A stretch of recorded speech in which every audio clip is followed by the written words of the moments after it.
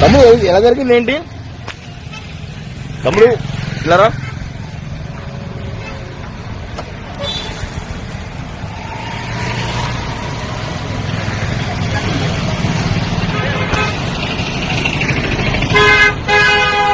Narsipatnam town CI Govindarao మాట్లాడుతున్నాను.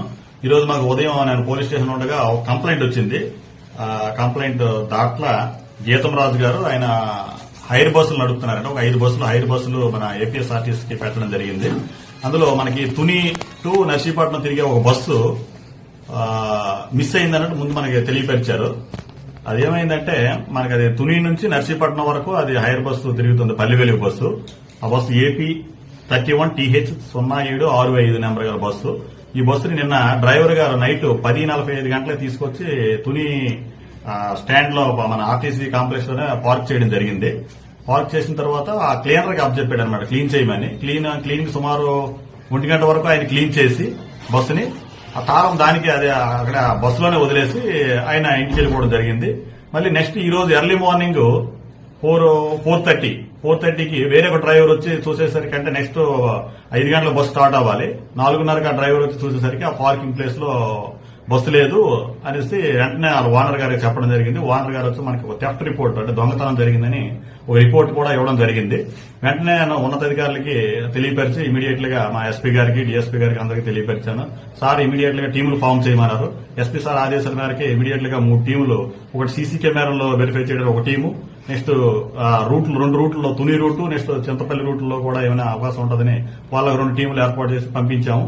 పంపించిన తర్వాత ఈలోపు మనకి ఇన్ఫర్మేషన్ ఏమైనా వచ్చిందంటే ఈ బస్సు మనకి చింతపల్లి లిమిట్స్ లో చింతలూరు దగ్గరలో ఉందని మనకు ఒక ఇన్ఫర్మేషన్ వచ్చింది. వెంటనే నేను ఎస్పీ గారి నోటీస్ లో పెట్టి ఎస్పీ గారు వెంటనే ఇమీడియట్ లోకల్ ఇన్స్పెక్టర్ ని కాంటాక్ట్ అవ్వమన్నారు. కాంటాక్ట్ అయితే వెంటనే ఫోన్ చేశాను. ఫోన్ చేసి లోకల్ ఇన్స్పెక్టర్ కూడా చింతపల్లి సిఐ గారు కూడా ఇమీడియట్ గా రెస్పాండ్ అయ్యి వాళ్ళ ఒక 2 మెనని ఇమీడియట్ గా పంపించడం జరిగింది. పంపించేసరికి బస్సు అయితే చింతలూరు దగ్గరలో ఒక 500 మీటర్ల దూరంలో ఉంది. వెంటనే ఈ బస్సుని వాళ్ళ మెన సహాయంతో బస్సును ఎక్యూజ్ను కూడా క్యాచ్ చేశారు ఇమీడియట్లీ. వాళ్ళు చేసినట్టు నాకు తెలియపరిచారు. ఈలోగా మన టీం కూడా చింతపల్లి వైపు వెళ్ళింది కాబట్టి వెళ్లి ఆ బస్సును ఎక్యూజ్ని తీసుకురావడం జరిగింది. ఫర్దర్ గా ఇంకా ఇన్వెస్టిగేషన్ కేసు రిజిస్టర్ చేసాము, ఇన్వెస్టిగేషన్ చేస్తున్నాము. మనకి సీసీ ఫుటేజ్ లో కూడా ఇక్కడ మన నర్సీపట్నం నుంచి టువార్డ్స్ ఇటు చింతపల్లితో వెళ్తున్నట్టు మనకు వచ్చింది. ఇన్వెస్టిగేషన్ చేసి ఫర్దర్ గా నెక్స్ట్ చెప్తానండి. ప్రజెంట్ అయితే మనకి ఎక్యూజ్డ్ మన దగ్గరలో ఉన్నాడు. ప్రాపర్టీ కూడా ఇంటాక్ట్ రికవర్ అయింది. బస్సు మన దగ్గరే ఉంది. ఫర్దర్ గా ఉన్నది మనకి మళ్ళీ ఉన్నతాధికారుల ఆదేశం మేరకు తర్వాత తెలియపరుస్తానండి. ఇది 2016 మోడల్. అటువంటి జీపీఎస్ సిస్టమ్ గానీ ఏం లేదండి, దీనికైతే ఏం లేదు. ఈయనకి ఓల్డ్ అఫెన్స్ ఏం లేవు. మరి అది ఇంట్రాగేట్ చేసి మీకు క్లియర్ గా మళ్ళీ తర్వాత ఫర్దర్ గా తెలియపరుస్తాను. మరి అదే ఇంట్రాగేట్ చేసి చెప్తాను నేను. లేదు అదేం లేదు, అదే ఇంట్రాగేట్ చేసి మీకు చెప్తాను. ఏంటన్నది ఏమో దర్యాప్తు చేస్తే మన క్లారిటీకి రాదు. అది క్లియర్ గా మళ్ళీ నేను చెప్తానండి. Thank you.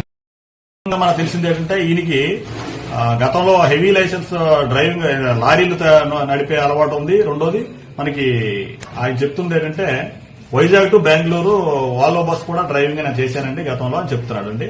అంటే ఈయనకి బస్సులు నడిపే అలవాటు అయితే ఖచ్చితంగా ఉంది. ఇంకా ఫర్దర్ గా మీకు మిగతా వివరాలు కూడా తెలియపరుస్తున్నాను.